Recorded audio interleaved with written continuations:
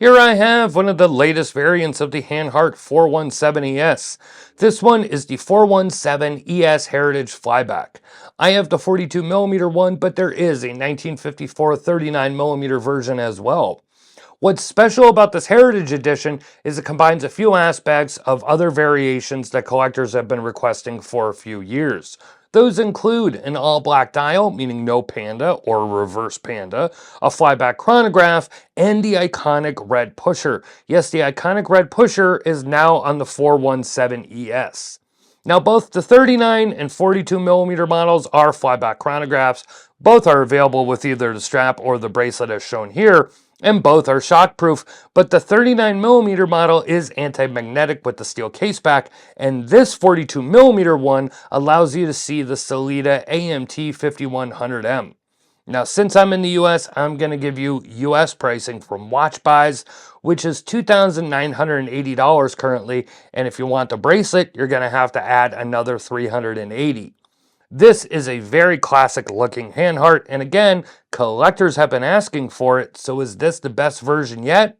Let's find out.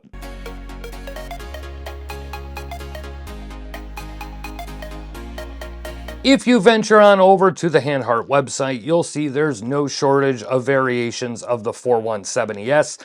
I count 9 versions, including these new Heritage models. When I say 9 versions, I'm including both sizes as one model, basically. But there's reverse panda, regular panda, white dials, Moby Dick versions, and they're all available with either the strap or the bracelet. Now, things get a little more interesting, though, as at least from what I could see on the site, only one other 42mm version comes as a flyback chronograph, which is a reverse panda model. So this is the first time that you can get the all-black dial in 42mm with the flyback. And now it adds the red reset pusher, and you get that open case back as well, but only on the 42mm model, as the 39 still has the closed case back because of the anti-magnetic protection. So is there really anything new here beyond the red pusher? Well, I guess the answer is no. While you haven't been able to get this exact configuration till now, you could get the all-black 42mm with the red bezel indicator when these watches were first released. Matter of fact, I'll link my original review of that above. As all things considered, as far as the look, these watches are pretty similar. And you were able to get the flyback chronographs before as well, so the red pusher is the only new thing, but it's also about putting all of these elements together into one that Hanhart says was highly requested by their fans and customers. So here it is. It retains a lot of that original 417ES I reviewed. It's a matte black dial, it's got the printed dial with all the numbers and logo, and it still has pencil hands.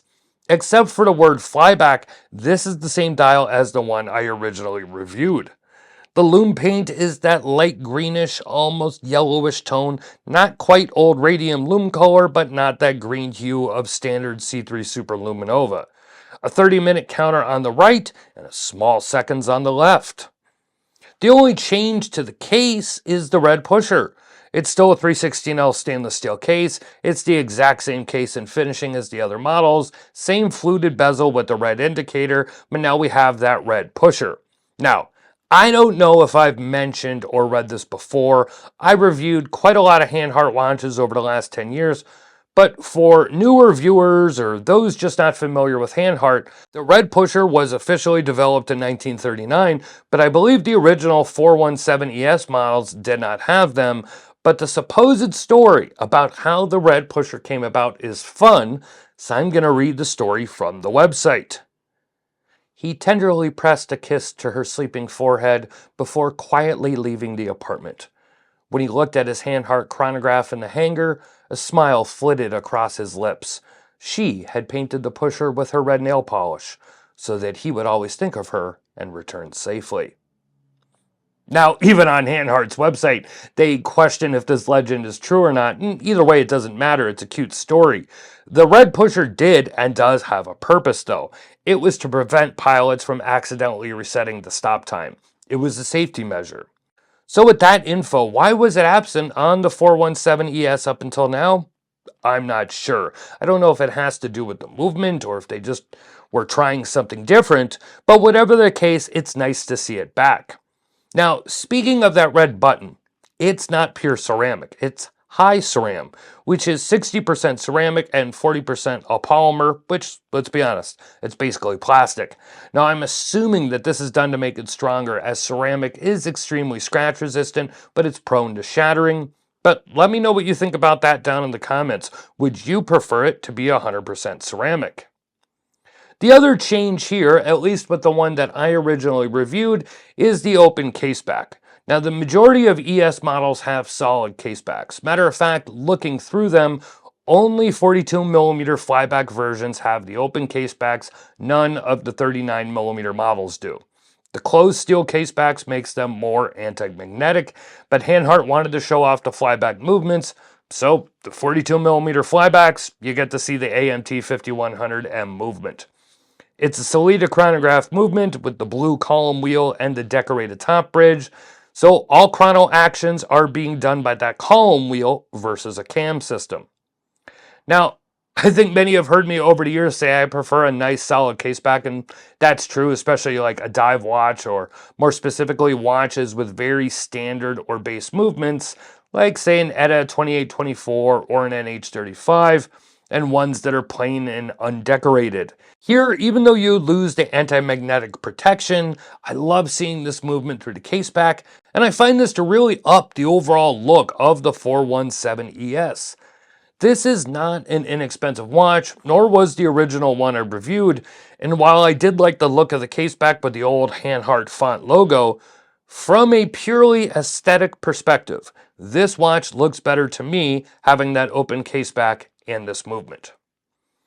Now, I chose for them to send the bracelet only. When I reviewed the 417 a few years ago, I had them send both the strap and the bracelet, but to be honest, I just prefer this watch on the bracelet. I know it's not traditional, but neither was the 42mm, so it all goes out the window anyways. The bracelet has not changed either, so if you were hoping for an upgraded look or an upgraded clasp, well, this isn't it. It's the same 3-link bracelet. It has the quick release pins, screws for the links, and the clasp with the 3 micro adjust holes and an old school style extension. Now, what's wrong with the clasp? I mean, nothing really. The brushed finishing is a little rough, if you will. It could use a smaller brushed finish.